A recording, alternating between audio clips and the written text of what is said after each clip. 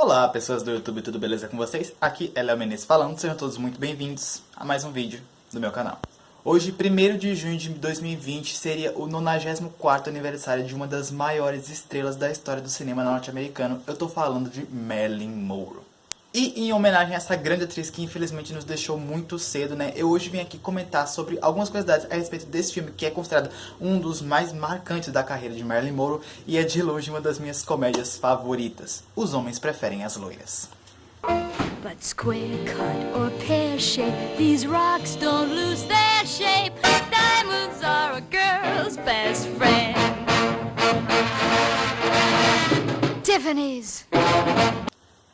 Lançado oficialmente em 15 de julho de 1953, Gentlemen Prefer the Blondes, Os Homens Preferem as Loiras, foi dirigido por Howard Hawks e esse é considerado por alguns como, além de uma das obras mais importantes da carreira de Marilyn Monroe, o filme que foi o verdadeiro responsável por consagrar a atriz como a grande diva do cinema imortal que é lembrada até hoje.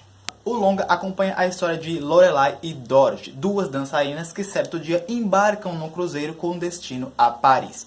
Lorelai, que é interpretada por Marilyn Monroe, é uma jovem loira um tanto bobinha que está de compromisso marcado com um homem rico, mas a família do rapaz não aprova a relação. E por conta disso, o pai dele contratou um detetive particular para vigiar Lorelai durante a viagem. Lorelai, que não é boba nem nada, então começa a paquerar e flertar com alguns dos passageiros do navio com o intuito de conquistar alguns presentes caros, como por exemplo várias joias, que é o que mais desperta a sua ambição. Em contrapartida, sua amiga Dorothy, uma morena, está mais interessada em encontrar um homem que a ama de verdade, independente da sua condição social, e ela acaba por se envolver justamente com o detetive particular contratado pela família do noivo de Lorelai. Assim como boa parte de muitos filmes famosos, o longa é inspirado em um livro. No caso, o livro Os Homens Preferem as Loiras, o diário íntimo de uma dama profissional, escrito por Anita Lobos no ano de 1925. No entanto, o filme não é a primeira adaptação da obra literária. O mesmo ganhou uma peça no ano de 1926, ano seguinte à sua publicação, e também um filme mudo no ano de 1928. Mas a obra ganhou fama e conhecimento mesmo em 1949, após uma estreia de um musical para a Broadway, chamado The Gentlemen Prefer the Blondes, que contou com cerca de 740 apresentações. E essa foi a verdadeira inspiração para a produção do longa da Fox. E como de costume, nem todo mundo que está presente no elenco foi escolhido de primeira para protagonizar o filme. E embora seja um pouco difícil imaginar os números musicais desse filme sendo estrelados por outra atriz, Marilyn Monroe não foi a primeira opção dos produtores do longa para protagonizar o filme. Inicialmente, Betty Grable seria a atriz cogitada para interpretar Lorelai no longa. Só que como na época ela era uma atriz muito famosa e que estava muito em alta, o cachê da atriz seria alto demais. Eles então optaram por contratar Marilyn Monroe, que havia recentemente feito muito sucesso com seu longa mais recente, Niagara, e estava ali caminhando para se tornar um grande símbolo sexy. Além de que também o cachê dela seria mais barato que o de Betty. Mesmo assim, as coisas para Marilyn Monroe nas gravações do filme não foram lá muito fáceis. A atriz contou anos mais tarde que os executivos do filme não tinham o menor respeito por ela. Em alguns momentos, eles diziam que, inclusive, garota, você é só uma coadjuvante nesse filme. A verdadeira protagonista é a Jane Russell. Em resposta a tudo isso, Marilyn chegou a dizer, bem, posso não ser a estrela, mas ainda sou a loira desse filme. Já não bastasse isso, havia também uma certa diferença de salário das duas. Marilyn recebia um salário semanal de cerca de $200, enquanto Jane recebia um salário de $500 semanalmente. Por mais que as circunstâncias apontassem que ali teríamos uma grande rivalidade feminina à la Bette Davis e Joan Crawford em O Que Terá Acontecido a Baby Jane, as duas atrizes, Marilyn Monroe e Jane Russell, se deram super bem. As duas ficaram muito amigas durante as gravações do longa, tanto que Jane chegou a dar para Marilyn o apelido de Blondie, algo como loirinha. Embora esses problemas, Marilyn não se deixou abater e deu o melhor de si durante as gravações. Ela inclusive chegou a participar da produção e de algumas das apresentações do espetáculo da Broadway que deu origem ao filme por cerca de um mês. Além disso, Marilyn fazia questão de regravar as cenas até que ela própria dissesse que estavam boas. Mesmo o diretor dizendo, não, esse take ficou legal, a Marilyn insistia que queria regravar.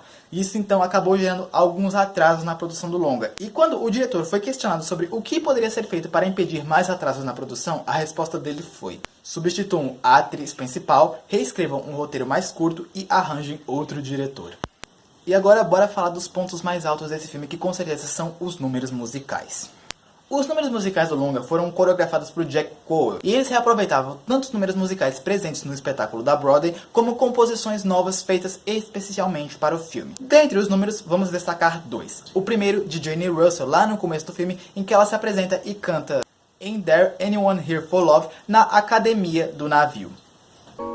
Ain't there anyone here for love?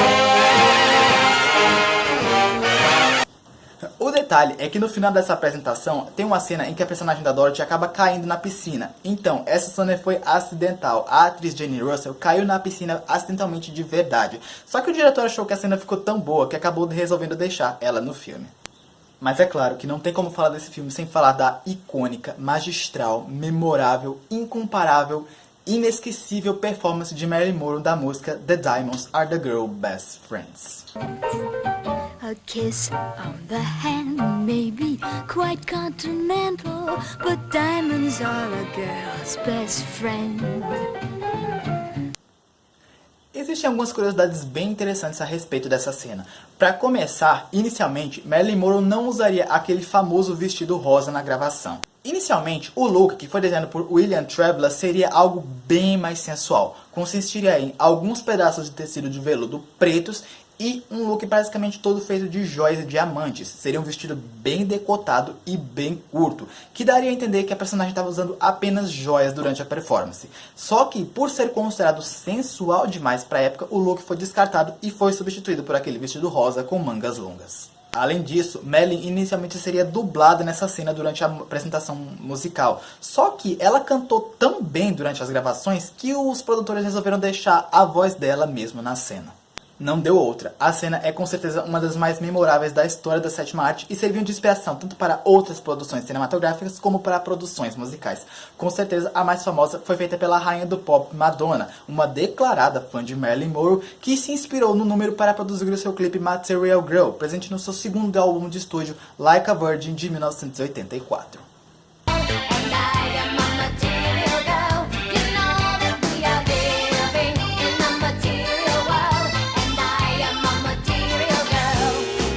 Além dela, várias outras artistas, atrizes e cantoras fizeram referências ao número musical em suas produções. Nicole Kidman, Kylie Minogue, Christina Aguilera, Camila Cabello, Margot Robbie, enfim. Após o fim das filmagens, o filme estreou nos cinemas e foi de cara recebido muito bem por parte da crítica e por parte do público. Os críticos elogiaram a atuação de Jane Russell, afirmando que o humor pé no chão da atriz era muito bom, mas concordaram que realmente o grande destaque do filme eram os números musicais protagonizados por Marilyn Monroe. Na época, o filme contou com um orçamento de cerca de 2 milhões e 300 mil dólares para sua produção e acabou faturando uma bilheteria de 5 milhões e 300 mil dólares. Ela foi a 7ª maior bilheteria do ano de 1953, curiosamente atrás de outro filme de Marilyn Monroe que estreou naquele ano, que no caso foi Como Agarrar um Milionário, que ficou em 4º lugar na lista. Devido a esse sucesso estrondoso, as duas atrizes, Marilyn e Jane, colocaram suas mãos e seus pés na calçada do grande teatro Dramas Chinese Theatre. Sério, a parceria das duas deu tão certo que realmente cogitaram juntar as duas atrizes novamente numa sequência. Que, assim, acabou não rolando porque a Marilyn leu o roteiro e achou ele muito fraco e acabou não participando do projeto. A sequência no caso foi But Gentlemen Marry with the Brunettes, algo como Mas os homens preferem casar com as morenas, que, sem a participação de Marilyn Monroe, acabou não tendo uma recepção muito boa por parte do público. E mostrando que também deixou um grande legado na história da sétima arte, no final dos anos 90, a AFI, a American Film Institute, lançou algumas listas em comemoração aos 100 anos do cinema de ouro. E dentre essas listas estava a lista das 100 maiores músicas da história da sétima arte. E The Diamonds Are the Girl's Best Friends figurava na 14ª posição como uma das canções mais icônicas da história do cinema americano. Então foi isso, galera. Espero que tenham gostado do vídeo. Se vocês gostaram, já sabem. Deixa o seu like aí embaixo. Se inscreve no canal se você ainda não foi inscrito. Compartilhe esse vídeo com todos os amigos fãs de cinemas e fãs de Marilyn Monroe, né? E me segue nas minhas redes sociais, que tem o link de cada uma delas aí na descrição. E foi isso. Valeu. Falou.